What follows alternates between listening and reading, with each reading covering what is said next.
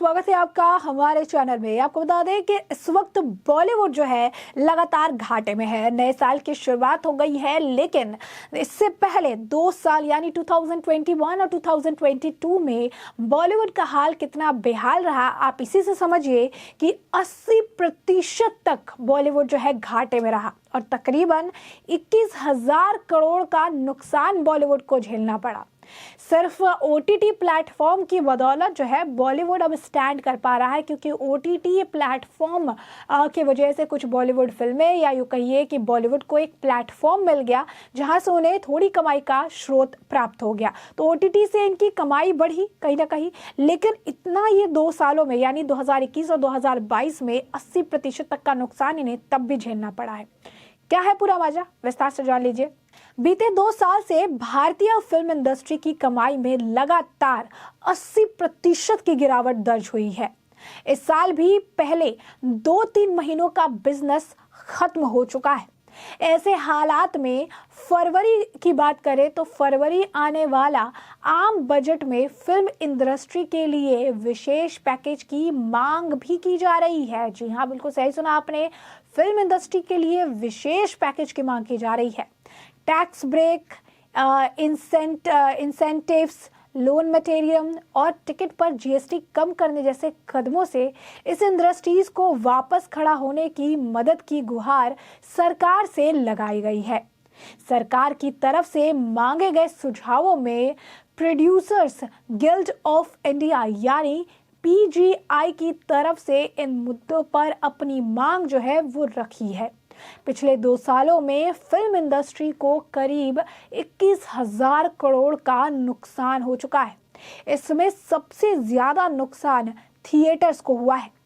Film release पर box office से होने वाली कमाई 80% घट गई है। विदेशों से भी कमाई घटी है। टीवी राइट्स से मिलने होने वाली कमाई भी 10% के आसपास रह गई है, क्योंकि नई फिल्में रिलीज ही नहीं हो पा रही है। केवल ओटीटी से होने वाली कमाई करीब 1600 करोड़ रुपए बढ़ी है, लेकिन ये इंडस्ट्री के घाटे को पूरा करने के लिए नाकाफी है। थिएटर्स में कमाई 80% कम है। 2019 में पूरा साल हालात नॉर्मल थे, तब बॉक्स ऑफिस कलेक्शन 115.2 अरब रुपए मिला, लेकिन 2020 में लॉकडाउन की वजह से कमाई सिर्फ 24.9 अरब रुपए हो पाए, मतलब 80% का घाटा हुआ। यही सिलसिला 2021 में भी देखने के लिए मिला और यही आप देखिए 22 में भी बैक टू बैक फिल्में फ्लॉप। ओवरसीज की भी अगर घाटे की बात करें तो 2019 में विदेशों से 27 अरब रुपए का कलेक्शन मिला। 2020 में सिर्फ 3.1 अरब करोड़ रुपए ही ये रह गया। टीवी राइट्स की कमाई की अगर हम बात करें तो 2019 में ब्रॉडकास्टिंग राइट से 22.1 अरब रुपए की कमाई हुई, जो 2020 में सिर्फ 7.1 अरब रुपए रह गई। नई फिल्में ही रिलीज कम हुई और इसीलिए सैटेलाइट राइट्स भी कम बिके। सिर्फ ओटीटी से कैसे फायदा हुआ है, देखिए 2020 में सिर्फ एक ही बात पॉजिटिव रही, वो थी ओटीटी राइट्स की कमाई। 2019 में यह 19 अरब रुपए थी, जो 2020 में 35.4 अरब रुपए होगी। हालांकि थिएटर, ओवरसीज और टीवी राइट्स में नुकसान के सामने यह बढ़ोतरी कुछ भी नहीं है। ऐसे में रिलीज और प्रोडक्शन रुके, पैसा जाम हो गया। कैसे जाम हुआ? प्रोड्यूसर गिल्ड के नितिन तेज आहूजा ने बताया कि एक और लंबे अरसे से तैयार फिल्मों की रिलीज में देरी हुई, दूसरी ओर प्रोडक्शन में भी देरी हुई और खर्चे बढ़े।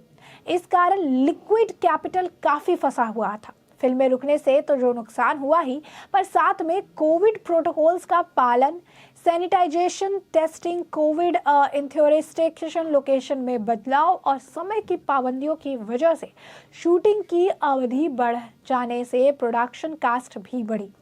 ये सब डेड एक्सपेंडिचर हैं, क्योंकि इनसे फिल्म की कमर्शियल वैल्यू में कोई बढ़ोतरी नहीं होती। क्या टिकट पर जीएसटी कम होने से फायदा मिलेगा? ये बड़ा सवाल है। तो फिल्म इंडस्ट्री में एक चर्चा है कि 83 जैसी फिल्मों की उम्मीद से कम कमाई की एक वजह टिकट के बेहद महंगे दर है। फिलहाल 100 रुपए से ज्यादा के टिकट पर 18% और 100 रुपए से कम के टिकट पर 12% जीएसटी है। अगर ये दर कम हो तो एग्जिबिटर्स का कर बोझ कम होगा। इसमें दर्शकों को कम कीमत पर फिल्म देखने को मिलेगी। साथ ही साथ प्रोड्यूसर्स को भी एग्जिबिटर्स से ज़्यादा हिस्सा मिल पाएगा। इस तरह सारी इंडस्ट्रीज को लाभ पहुंचेगा। यानी जीएसटी अगर कम हो, टिकट का दाम अगर थोड़ा कम किया जाए तो इससे फायदा होगा।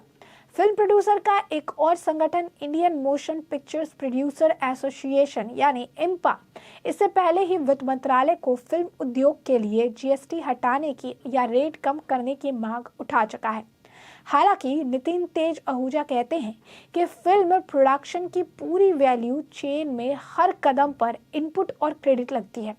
सिर्फ सिनेमा टिकट पर जीएसटी कम करने के फिल्म प्रोडक्शन में बहुत मदद नहीं मिलेगी। इसके लिए इंडस्ट्री को एक कॉम्प्रिहेंसिव पैकेज चाहिए।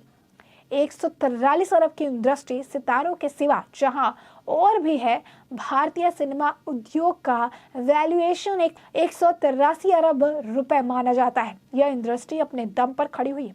सितारों की चमक दमक देखकर लोग मान लेते हैं कि इंडस्ट्री को पैसे की कोई कमी नहीं। अब तक सरकार से भी सिनेमा को शायद ही कोई बहुत बड़ी मदद मिली हो। फिल्म प्रोड्यूसर और फिल्म बिजनेस एक्सपर्ट गिरीश जौहर बताते हैं कि सिनेमा उद्योग मतलब सिर्फ स्टार्स ही नहीं, वास्तव में यह सिर्फ एक उद्योग नहीं लेकिन कई सारे उद्योग का समूह है। लाखों लोग इस पर निर्भर हैं। इस इंडस्ट्री को सरकार से मदद की जरूरत आज जितनी है उतनी पहले कभी नहीं थी, क्योंकि कोविड की वजह से सिनेमा उद्योग को प्रोडक्शन से एग्जीबिशन तक हर स्तर पर नुकसान हुआ है।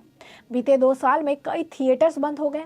इन बातों का संज्ञान वित्त मंत्रालय को लेना चाहिए। यानी आप देखिए किस तरीके से बॉलीवुड भी सरकार से मदद की गुहार लगा रहा है। सरकार की ओर से सिनेमा उद्योग के लिए आखिरी बड़ा कदम 2001 में लिया गया था, जब इसे उद्योग का स्टेटस मिला था।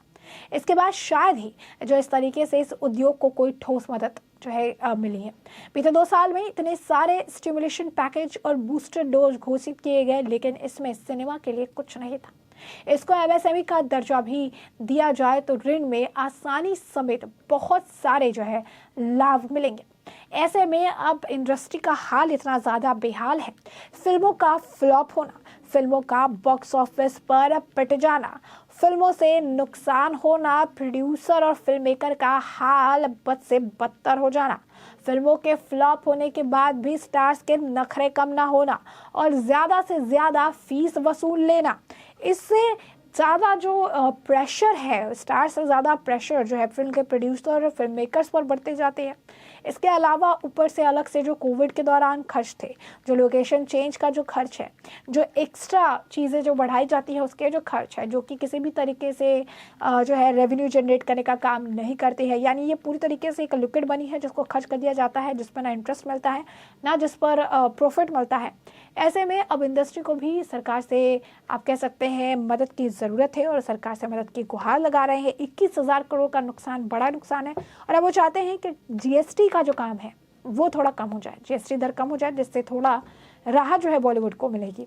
अब ऐसे में सरकार क्या करती है, इस पर सोच विचार करती है, फैसला लेती है, क्या कुछ होगा इससे आने वाले समय के साथ स्पष्ट होगा, जिस पर हम आपको पूरी जानकारी देंगे। फिलहाल के लिए इस पूरे मुद्दे पर आपकी भी राय हो हमें कमेंट सेक्शन में कमेंट करके ज़रूर साझा